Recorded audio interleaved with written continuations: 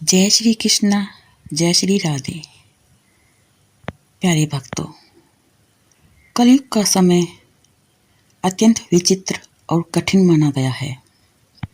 इस युग में मनुष्य का मन चंचल हो जाता है, बुद्धि भ्रमित हो जाती है। व्यक्ति जाने अनजाने ऐसे अनेक कर्म कर बैठता है जो धर्म के मार्ग से उसे दूर ले जाते हैं। मन, वचन और कर्म से किए गए पाप धीरे धीरे आत्मा को मलिन बना देते हैं।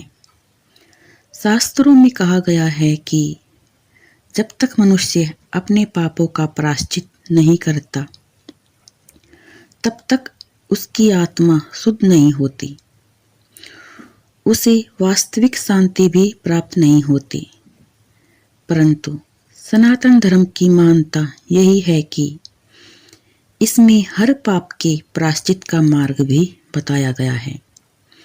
जब पाप बहुत अधिक हो जाए और मनुष्य को समझ में न आए कि मुक्ति कैसे मिले, तब भगवान ने कुछ विशेष उपाय बताए हैं।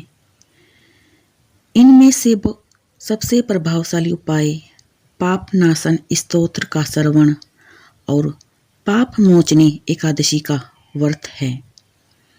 शास्त्रों में कहा गया है कि कलयुग में हजारों दोष हैं, परंतु एक महान गुण भी है। केवल भगवान का नाम, कथा और स्तोत्र सुनने से भी पापों का नाश संभव है। इसी कारण पाप मोचनी एकादशी को अत्यंत पुण्यदायी तिथि माना गया है। इस दिन श्रद्धा से व्रत रखने और भगवान विष्णु की आराधना करने से मनुष्य जन्म जन्मांतर के पापों से मुक्त हो जाता है। प्राचीन ग्रंथों में वर्णित है कि भगवान विष्णु की स्तुति में रचा गया एक दिव्य स्तोत्र, जिसे पाप नाशन स्तोत्र कहा जाता है। इस स्तोत्र के विषय में कहा गया है कि जो व्यक्ति श्रद्धा से इसका पाठ करता है या इसे श्रवण करता है, उसके अनेक जन्मों के पाप धीरे धीरे नष्ट होने लगते हैं।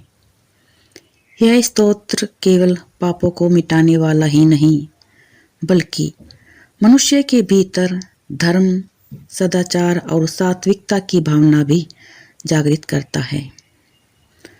अग्नि पुराण में एक प्रसंग आता है जिसमें महात्मा पुष्कर कहते हैं, मनुष्य कभी लोभ से, कभी क्रोध से, कभी मोह से और कभी अज्ञान से पाप कर बैठता है, परंतु जब उसके भीतर पश्चाताप की भावना जागती है और भगवान नारायण का स्मरण करता है, तब उसके पापों का क्षय होने लगता है।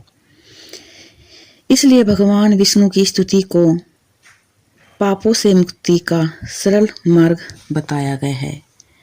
पाप नाशन स्तोत्र इस प्रकार है। सर्वव्यापी श्री हरि विष्णु को सदा नमस्कार। श्री हरि विष्णु को नमस्कार है। मैं अपने चित्त में स्थित सर्वव्यापी अहंकार शून्य श्री हरि को नमस्कार करती हूँ। मैं अपने मानस में विराजमान अव्यक्त, अनंत और अपराजित परमेश्वर को नमस्कार करती हूँ। सबके पूजनीय, जन्म और मरण से रहित प्रभावशाली श्री विष्णु को नमस्कार है। श्री विष्णु मेरे चित्त में निवास करते हैं। श्री विष्णु मेरी बुद्धि में विराजमान हैं। श्री विष्णु मेरे अहंकार में प्रतिष्ठित हैं और श्री विष्णु मुझ में स्थित हैं। वे श्री विष्णु ही चराचर प्राणियों के कर्मों के रूप में स्थित हैं। उनके चिंतन से मेरे पाप का विनाश हो। जो ध्यान करने पर पापों का हरण करते हैं और भावना करने से स्वयं में दर्शन देते हैं। इंद्र के अनुज शरणागत का दुख दूर करने वाले उन पापाहारी श्री विष्णु को मैं नमस्कार करती हूँ। मैं इस निराधार जगत में अज्ञान अंधकार में डूबते हुए को हाथ का सहारा देने वाले परमात्मा स्वरूप श्री विष्णु के सम्मुख परिणित होती हूँ। हे सर्वेश्वर प्रभु, कमल नयन परमात्मा ऋषिकेश, आपको नमस्कार है। इंद्रियों के स्वामी श्री विष्णु, आपको नमस्कार है। हे नरसिंह, अनंत स्वरूप गोविंद, समस्त भूत प्राणियों की सृष्टि करने वाले केशव, मेरे द्वारा जो दुर्वचन कहा गया हो अथवा पाप पूर्ण चिंतन किया गया हो, मेरे उस पाप का शमन कीजिए। आपको नमस्कार है। केशव, अपने मन के वश में होकर मैंने जो न करने योग्य अत्यंत उग्र पाप पूर्ण चिंतन किया है, उसे शांत कीजिए। परमार्थ परायण ब्राह्मण प्रिय गोविंद, अपनी मर्यादा से कभी न होने वाले जगन्नाथ, जगत का भरण पोषण करने वाले देवेश्वर, मेरे पाप का विनाश कीजिए। मैंने ध्यान, अपराह्न, सायंकाल एवं रात्रि के समय जानते अथवा अनजाने शरीर से, मन व वाणी के द्वारा जो पाप किया हो, पुण्य किया हो, ऋषिकेश माधव, आपके इन 3 नामों के उच्चारण से मेरे वे सब पाप क्षीण हो जाए।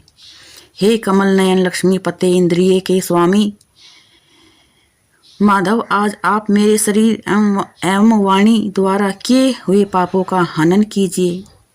आज मैंने खाते सोते, खड़े चलते फिरते, जागते उठते, मन वाणी और शरीर से जो भी नीच एवं नरक की प्राप्ति कराने वाले सूक्ष्म और स्थूल पाप किए हों, भगवान वासुदेव के नाम उच्चारण से वे सब विकट हो जाएं, सब दूर हो जाएं। जो परब्रह्म, परधाम और परम पवित्र हैं, उन श्री विष्णु के संकीर्तन से मेरे सब पाप लुप्त हो जाएं। जिसको प्राप्त होकर ज्ञानी जन पुनः लौट कर नहीं आते, जोग स्पर्श आदि तन मात्राओं से रहित हैं, श्री विष्णु का यह परम पद मेरे पापों का शमन करे। जो मनुष्य पापों का विनाश करने वाले इस स्तोत्र का पाठ अथवा श्रवण करता है, वह शरीर, मन और वाणी जनित समस्त पापों से छूट जाता है और एवं समस्त पाप ग्रहों से मुक्त होकर श्री विष्णु के परम पद को प्राप्त होता है। इसलिए किसी भी पाप के हो जाने पर इस स्तोत्र का जप करे। यह स्तोत्र पाप समूहों के प्रायश्चित के समान है। कृष्ण आदि व्रत करने वाले के लिए यह भी श्रेष्ठ स्तोत्र जप और व्रत रूप प्रायश्चित से संपूर्ण पापों का नाश हो जाता है। इसलिए भोग और मोक्ष की सिद्धि के लिए इनका अनुष्ठान करना चाहिए। कथा पथ पर साथ चलेंगे, हरि कृपा से पार होंगे। श्री हरि रथ के सारथी हैं हम, सब मोक्ष द्वार होंगे। अब हम सब मिलकर पाप मोचनी एकादशी की कथा का श्रवण करते हैं। फाल्गुन मास की शुक्ल पक्ष एकादशी बीत चुकी थी। चंद्रमा क्षीण होता हुआ चैत्र कृष्ण पक्ष की ओर बढ़ रहा था। उसी समय पवित्र हस्तिनापुर नगरी में धर्मराज युधिष्ठिर अपने राजमहल में धर्म चर्चा में लीन थे। तभी आकाश में शंखनाद गूंज उठा।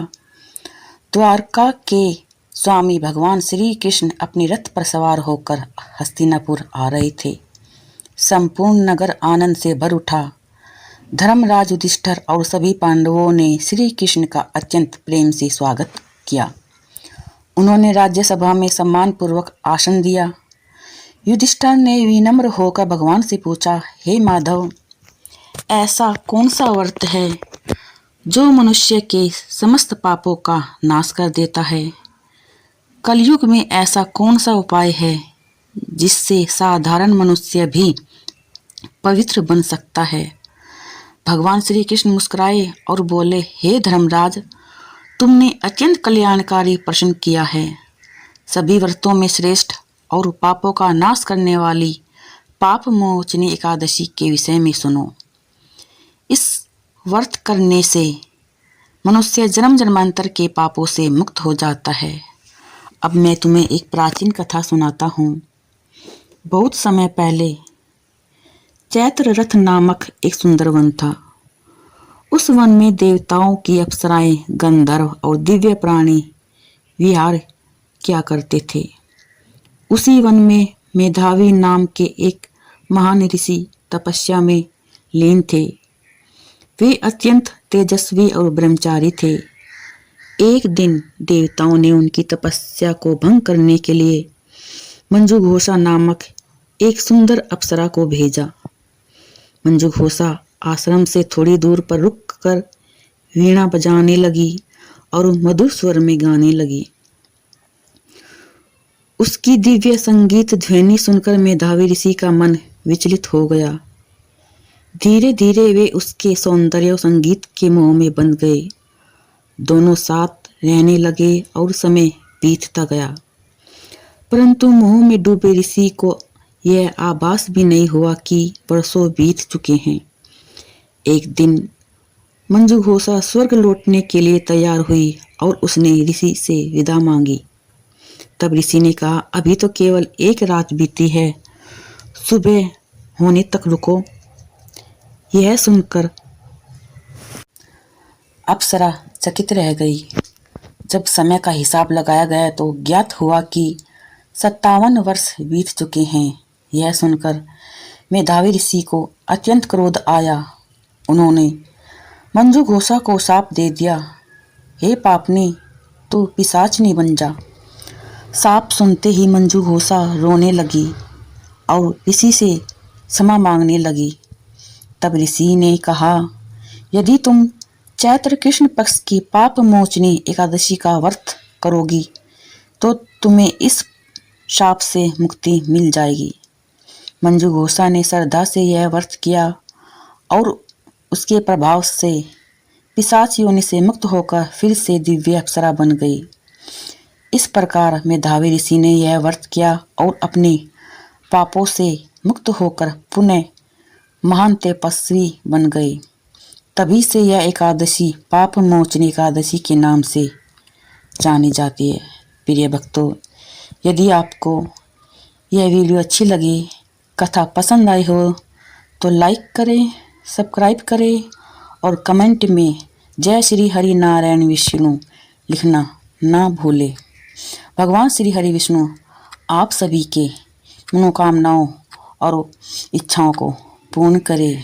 यह कथा हमें सिखाती है कि मनुष्य ने चाहे कितने ही जाने अनजाने में पाप किए हों, लेकिन वह पश्चाताप से आंशित होकर भगवान श्री हरि के चरणों में आ जाए तो उनके सभी पाप नष्ट होकर व्यक्ति पावन और पवित्र आत्मा बन जाता है। बोलो श्री नारायण भगवान की जय।